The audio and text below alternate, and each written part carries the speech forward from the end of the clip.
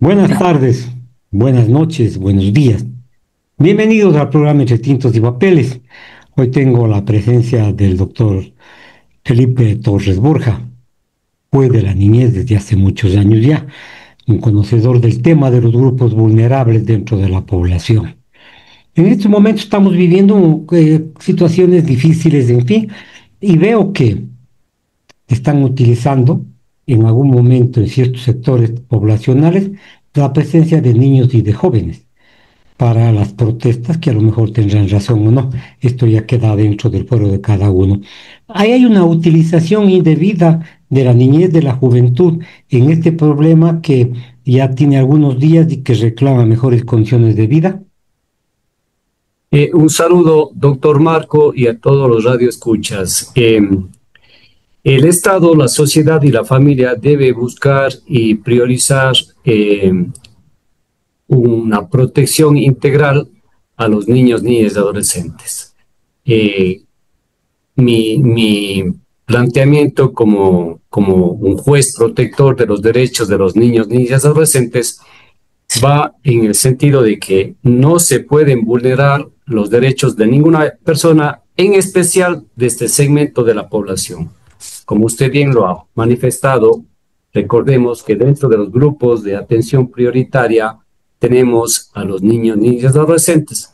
Por lo tanto, digo, al limitarles, al restringirles sus derechos, se violentarían los derechos de este grupo de la población. Correcto, estoy de acuerdo contigo, están limitándose, pero a lo mejor será que desconocen los sectores sociales la ley, será que falta difusión sobre esta ley que protege a los derechos a los ciudadanos, a los niños, será que no hay una conciencia cierta. Y bueno, pues dirán, como es pequeño, como es menor de edad, a lo mejor no hay represión, no se violentarán los derechos. Más bien yo creo que la ley se presume conocida por todos, es una regla general. Sin embargo, yo sí creo que se debe considerar, ¿no es cierto?, que si se vulneran derechos, hablemos aquellos niños, niñas, adolescentes que por estos problemas que se está desarrollando a nivel nacional, no se les permite acceder en forma inmediata a uno de los derechos más importantes, que es el derecho a la educación, para empezar. Dos, al existir todos estos problemas, digo, ya se comienza a violentar otros derechos. El tema de la falta de tránsito fluida impide que a lo mejor accedan a los nutrientes o alimentos que vienen de otras provincias. Y así, vea usted entonces, la violentación de ciertos derechos, ¿no es cierto?, se van relacionando con la violentación de otros derechos. Por lo tanto, en forma general, sí sería violentatorio todos estos espacios que nadie está queriendo vivirlos, absolutamente nadie.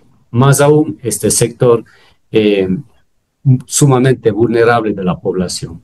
Bien, por obvias razones, por parte de los progenitores, de los adultos, en fin, en algún momento está utilizando a los niños, pero se están respetando los derechos de los niños por más que sean inducidos a actos que no corresponden a su edad. Es más, los niños tienen derecho a manifestarse. Todos los niños, niñas y adolescentes tienen derecho, entre los derechos que consagran, pues, el Código de la Niñez y Adolescencia, y por sentido común, todos los niños tienen derecho, acordemos, a ser consultados en todos aquellos espacios en que se les afecte sus derechos. Es más, el artículo 60 del Código de la Niñez y Adolescencia establece que los niños, niñas y adolescentes tienen derecho a ser consultados en todos los asuntos que les afecten. Esta opinión se tendrá en cuenta en la medida de su edad y grado de madurez, por un lado. Pero, sin embargo, por otro lado, vea usted, sí, el legislador estableció en el mismo Código de la Niñez y Adolescencia que los niños, niñas y adolescentes tienen derechos a la expresión, tienen derechos a la formación. Un ejemplo de ellos, que en el colegio se forma, ¿no es cierto?, un grupo de estudiantes y resuelven formar el comité de estudiantes del colegio XX, o en su defecto el comité de lectura del libro. sí permite pues la ley que en ciertas etapas, ¿no es cierto?, en especial en esta que estamos hablando de la niñez y adolescencia, los niños puedan asociarse, puedan reunirse y puedan crear espacios culturales, espacios artísticos, espacios deportivos, ¿no es cierto? Por lo tanto, sí, ya se permite esos temas. ¿Y esto en base a qué?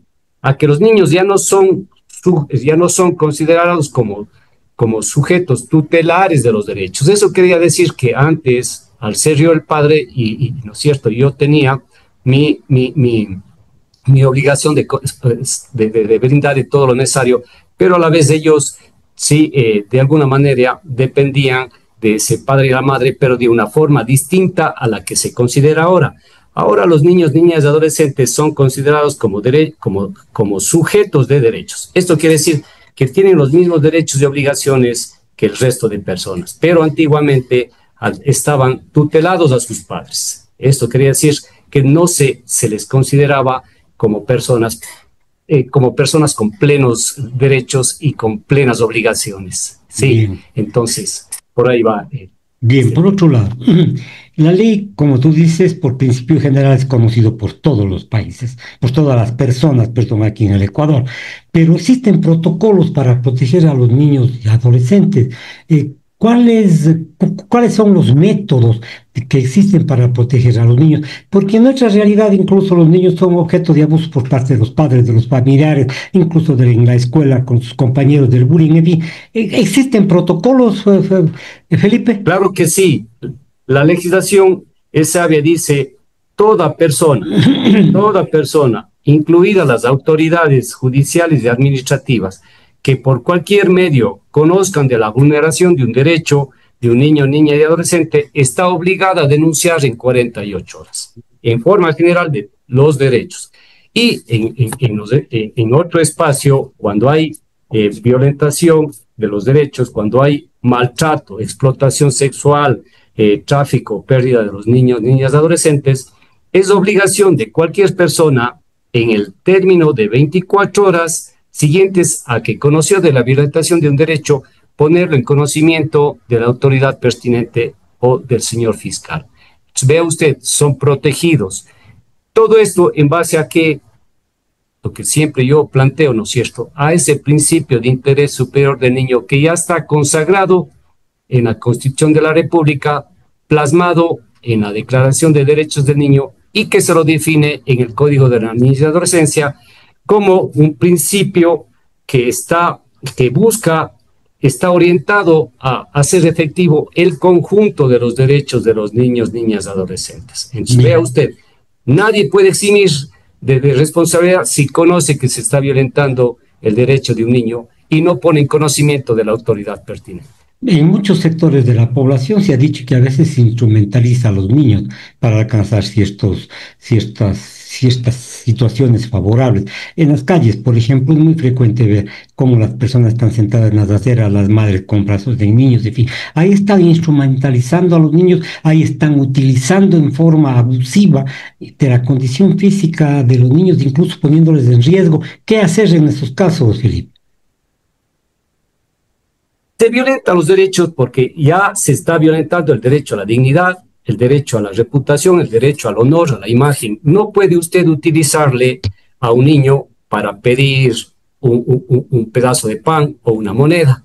Acordémonos que en la época de Navidad es en donde se visualiza en forma más directa, sí, cómo ciertos grupos de personas que ya son prácticamente unas mafias que se forman, utilizan y les traen, hablemos en nuestro espacio, en nuestra ciudad, a niños de la zona más desprotegida que está ubicada en Riobamba, ¿no es cierto?, de comunidades indígenas, y les ponen en el puente del Centenario, en el centro de la ciudad, en la subida a Todos Santos, a pedir una limosna. Y claro, todos los ciudadanos, como buenas personas, nos solidariamente nos conmovemos, gracias, y buscamos apoyarles. Pero ya es una violentación de un derecho, sobre todo el derecho a la dignidad, Este tema que es muy, muy amplio, el tema de la dignidad, ¿no es cierto? Un niño no debe estar en esos espacios en absolutamente nada. Yo pienso que un niño tiene dos obligaciones. Una, educarse y dos, jugar. Eso es importante. Sí, y si un niño se juega y se educa y hace deporte, se está desarrollando sano. Sí, caso contrario, ya se violentan sus derechos. Bien, por otro lado, existen sistemas de protección de los niños, por ejemplo, la Defensoría del Pueblo, por ejemplo, las consejerías, ustedes, los jueces de la niñez, en fin, si ha habido avance en la protección de los derechos de los niños de los grupos vulnerables, porque hasta hace poco tiempo, hablemos de 20, 30 años atrás, el padre podía incluso ser grosero con los hijos, en fin, y no pasaba nada porque era padre. Pero ahora la legislación ha crecido mucho. ¿Puedes vos definirnos cómo se vislumbra el futuro de los niños, de los niños y adolescentes? Yo creo que sí ha avanzado, perdón, yo sí se ha avanzado en la protección de los derechos de los niños, niñas, adolescentes, y esto ha ido de acuerdo a cada época. Y es más, digo, se seguirá desarrollando, ¿no es cierto?, conforme se vayan desarrollando otros derechos. Acordemos, los derechos son progresivos, eso dice la misma Constitución. Ujú. Y en base a esto, en el artículo 11 habla de la Constitución, ¿no es cierto? Son progresivos, por lo tanto, todos los derechos que se conquistan ahora no pueden darse un pie atrás, tienen que ir mejorando. Pero la conquista de los derechos se va desarrollando de acuerdo a las épocas. Lo que hoy estaba mal, mañana va a estar bien y así sucesivamente. Existen una cantidad de espacios en los cuales se puede decir que se protege los derechos de los niños. Hay medidas de protección, ¿no es cierto? Y a través de la Junta Cantonal, a través de los mismos juzgados, y por otro lado, ¿no es cierto?, de oficio se puede proteger los derechos. En las normas que yo le indicaba anteriormente, en el artículo 14 y El sí, en el 26, 17 y en el artículo 60 6 de la y Constitución. 72 del Código de la Niñez y Adolescencia le establece, ¿no? Le indica a usted sí que cuando alguien conozca la violentación de un derecho, se tiene que denunciar.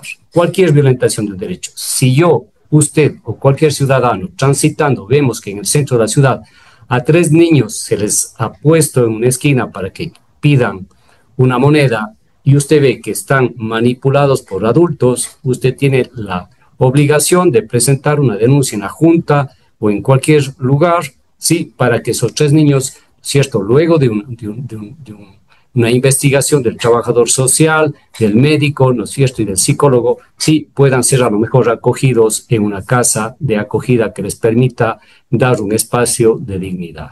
Perfecto. Otra pregunta que se vuelve interesante, que en los últimos tiempos existe una presión especialmente de los medios, respondiendo a la crisis de seguridad, que dicen que los jóvenes deben ser judicializados y juzgados como las personas adultas, dejando de reconocer una garantía constitucional. ¿Qué pasa con esto? La presión ciudadana, la presión de los medios va a llevar entonces a que las penas sean iguales que a los mayores de edad, especialmente en delitos horrendos, porque indiscutiblemente se le está utilizando a la juventud, por ejemplo, para la figura del sicariato. Perfecto. Vivimos en un Estado constitucional de derechos.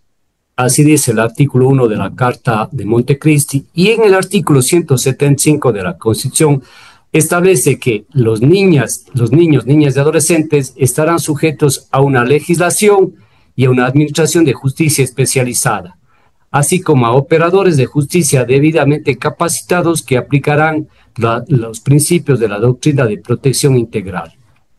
Esta norma es sumamente sabia. Esto quiere decir, ¿no es cierto?, que se debe considerar un poco de factores para el momento en el que un niño, niña y adolescente haya violentado algún derecho de terceros. No se considera como la justicia ordinaria. Ellos tienen un tratamiento muy especial. ¿Y por qué razón? Porque justamente lo que se entiende es que un adolescente, que son los a quienes se les tiene que dictar medidas socioeducativas, perdón, está en un proceso de desarrollo. No podemos dejar de considerar que un adolescente sí tiene cambios hormonales, tiene cambios físicos, tiene cambios afectivos, tiene cambios, ¿no es cierto?, emocionales. Y por lo tanto, sí, no podríamos considerarle de la misma forma que un adulto. En todos los trámites en los que están inmiscuidos o investigados adolescentes, se requiere un informe biopsicosocial.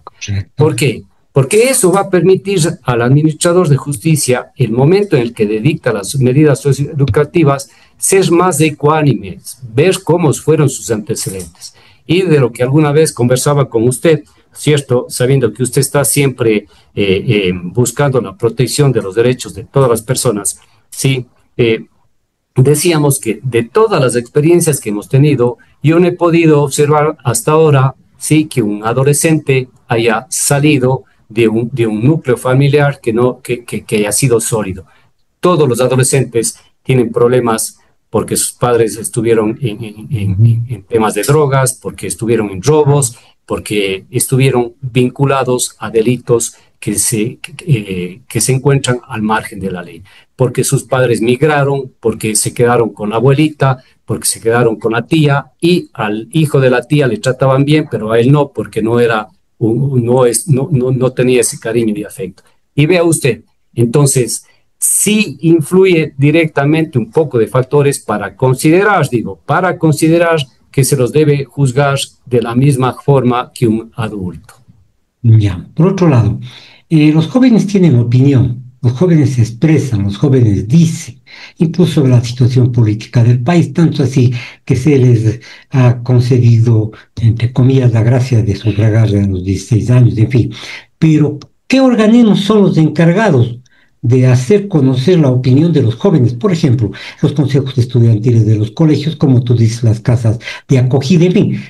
¿Quiénes? Porque un poco la voz de los jóvenes y de los adolescentes está opacada, quiero decir de suyo, del principio de ellos, que nazca de ellos. Tienen representantes, sí, pero a lo mejor no recogen todas las inquietudes de la niñez y de la adolescencia.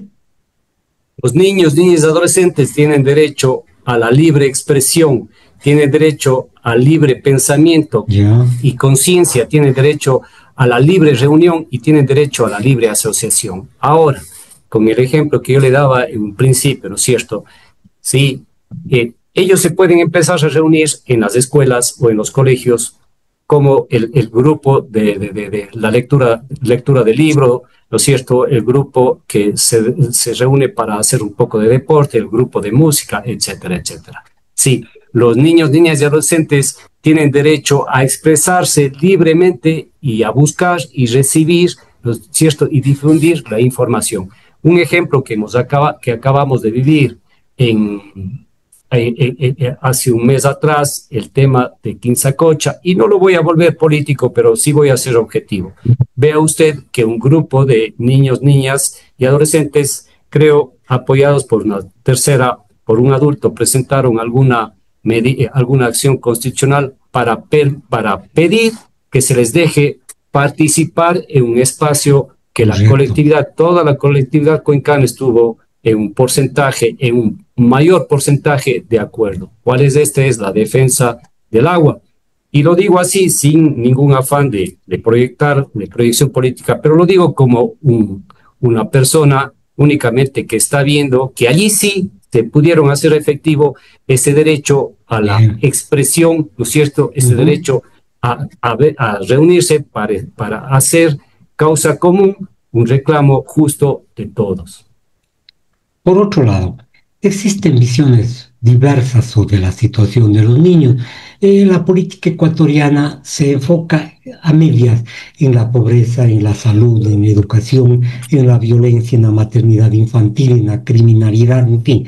Estas políticas del gobierno en algún momento están resultando insuficientes o resultan insuficientes para precautelar a estos grupos vulnerables.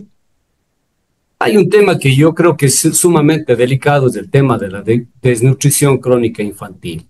La legislación y en la Carta Magna asimismo establece con claridad que el Estado desarrollará políticas pues, públicas que permitan que este segmento de la población sí acceda a espacios de nutrición, de servicios básicos, ¿no es cierto? Y para mí uno de los problemas bien graves es el tema de la desnutrición crónica infantil. En Correcto. Ecuador, 1 de cada 5 niños están afectados, lo O que sea, quiere decir que es el el 20%. 20%, Sí, correcto. y se proyecta el gobierno a través de un proyecto que se llama Ecuador Creciendo sin Desnutrición Infantil, llegar a bajar a un 15% hasta el año 2030. Y este tema es sumamente delicado. ¿Por qué razón? Porque si no se considera el tema de la desnutrición dentro de los primeros 1000 días de vida de un niño, sí, esto causa una cantidad de problemas de por vida. Sí, el tema de la alimentación es inadecuada e insuficiente. El tema de las enfermedades, ¿no es cierto?, durante estos 2 primeros años. El tema de la escasez de agua potable o saneamiento higiénico. El tema, ¿no es cierto?, de acceso a los servicios básicos de salud. Eso permite a futuro, ¿no es cierto?, personas con problemas en el desarrollo, en el aprendizaje, personas con problemas de obesidad, personas con problemas de hipertensión, ¿sí? Y temas de diabetes. Y esos problemas, vea usted cómo se van creciendo año a año ya en los adultos. ¿Pero por qué? Porque en la primera etapa de vida de los niños, niñas, ¿no es cierto?, no se consideró el tema de la desnutrición crónica infantil, que incluso, digo, a nivel mundial es un problema sumamente grave. Pero yo no puedo decir que ya se han hecho algunos proyectos, algunos programas durante los últimos años. Durante el año, desde 1993 hasta el año 2021-2022, ya se habían incluido alrededor de 12 programas. Eso permite considerar que de alguna manera los gobiernos que han estado en aquellas épocas se han preocupado de este tema. En el gobierno creo que se bajó algún porcentaje que incluso fue reconocido internacionalmente en el gobierno del presidente Lasso. Ahí se bajó algún porcentaje en la desnutrición y entiendo que este gobierno pues está también encaminado a bajar ese índice de desnutrición crónica infantil, que es loable, que es digno, que es sano, ya que estamos hablando de este segmento de la población que requiere el apoyo de todas las personas. Bien, totalmente de acuerdo contigo. Alrededor del 50% de los niños y niñas en el Ecuador vive una situación de pobreza, con necesidades básicas insatisfechas. Es un número altísimo. Las políticas de gobierno se quedan cortas y nuevamente vuelven demagógicas, pero hay organismos que deben impulsar para que esta pobreza disminuya cuando menos. La pobreza realmente es el nido donde crecen, donde nace la delincuencia, en fin, no porque nazcan delincuentes las personas o los niños, sino porque el medio a lo mejor, el medio, su familia, el entorno, les acorrala, les pone contra la pared y la manera de sobrevivir justamente es recurrir a la violencia para defender el principio de vida de ellos. Sí, sí, yo creo que sí. Yo creo que este es un tema que depende de muchos factores. Ya son temas que se tendría que desarrollar políticas que permitan, ¿no es cierto?, acceso de todas y todos al trabajo, a nuevas fuentes o espacios en los cuales se puedan desarrollar para, de alguna forma, ser el sustento económico de los niños, niñas, adolescentes, ¿no es cierto? A otro tema que yo le veo sumamente delicado es el tema de la educación. Yo estoy consciente y siempre vengo peleando en este tema de que la educación es sumamente importante para mi hijo. Es uno de los derechos más importantes en los cuales se debe trabajar, ¿no es cierto?, con el fin de permitir o con el fin de formar niños, niñas y adolescentes con un pensamiento autónomo, un pensamiento crítico, un pensamiento creativo que les permita ejercer una ciudadanía responsable dentro de una sociedad libre, de una sociedad democrática, de una sociedad solidaria y sobre todo de una sociedad en la cual se desarrolle el principio de humanidad, que le hemos dejado a un lado. El tema de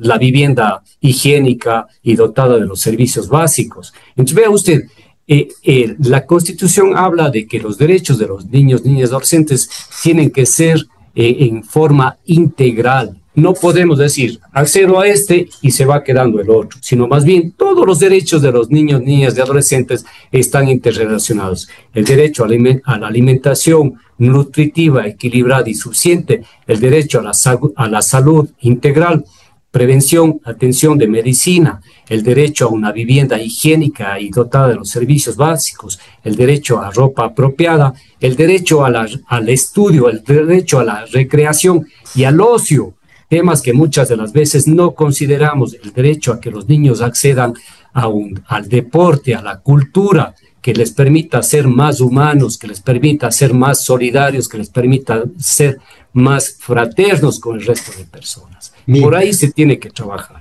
Correcto, tal vez un dato que quisiera aportar. El INE dice en el mes de agosto que más de 450,000 niños y adolescentes entre 3 y 17 años están fuera del sistema educativo. Se dice que esta es una de las fallas más grandes de los estados, porque las escuelas están sin maestros, la infraestructura es mala, las dificultades de transporte, en fin.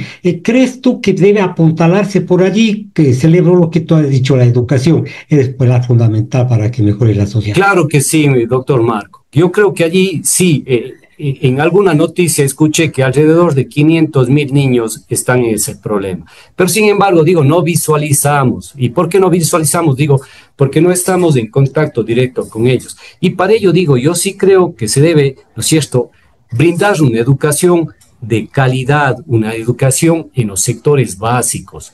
Alguna vez ya le comentaba a usted, le escuchaba a un gran sacerdote que fue Monseñor Luna Tovar, que decía, la educación no es, el cambio de las sociedades no está ni en el colegio, ni en la escuela, ni en la universidad, está en el sector preescolar. Y decía con sabiduría lo que ahora ya plasma la norma, entre el 0 años hasta los 6 años que deben tener un tratamiento especial.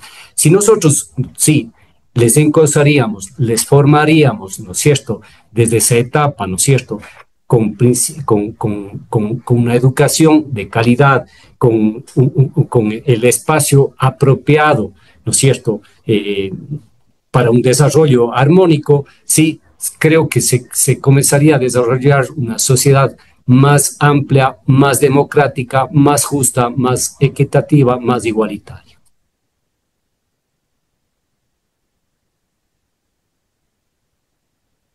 Estadísticas dicen que existe un crecimiento de casos de violencia sexual contra niños, niñas y adolescentes, y que es un crecimiento alto, si cabe la expresión.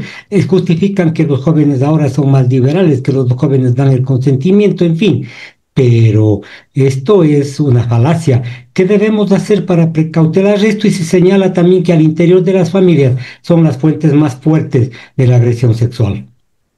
Claro que sí, yo creo que, como les decía desde un principio, ¿no es cierto?, cada época es singular, es especial. Yo creo que la educación es fundamental y primero, para mí, a los niños hay que hablarles con un lenguaje normal. Segundo, hay que hablarles desde los preescolares, ¿no es cierto?, en todos estos temas que muchas de las veces han sido tabúes, ¿sí? Y que ellos accedan a una educación sexual clara, transparente, diáfana, sin esos temas como se utilizaba antes, ¿no es cierto?, que acá vino la vaquita, le puso el pomen, nada. Hay que hablarles con los términos castizos y con los términos claros y directos. Y enseñarles, digo, que toda relación, ¿no es cierto?, va a tener una relación entre dos adolescentes, va a tener una respuesta a eso, y que tienen que ser claros, porque no es solo el tema de que yo te quiero y tengo una relación, pero de eso nacen una cantidad de problemas que les va a dejar complicados para el resto de su vida. Para eso hay que educarles, para eso hay que hablarles con claridad y sobre todo hacerles entender, ¿no es cierto?, que están en un proceso de desarrollo y que ese proceso conlleva, uno de ellos, un espacio, el tema de la sexualidad. Hay que hablarles con claridad, sin tabúes y sobre todo con frontalidad y con palabras claras. Felipe, muchas gracias por haber participado con nosotros. El doctor Felipe Torres Borja conversó con nosotros, juez de la niñez y adolescencia. Felipe, muchas gracias por tu participación. Vamos a hacer un agradecimiento a las personas que nos siguen. Te cuento, 1 millón de vistas hemos tenido en los 28 días últimos, gracias a la ciudadanía por seguir nuestra página. Buenas tardes, Gracias. buenas noches. Gracias a usted, doctor Marco, y a todos los radioescuchas. Siempre estamos atentos de escucharle en este grandioso programa. Una buena tarde para todos. Muchas gracias, doctor.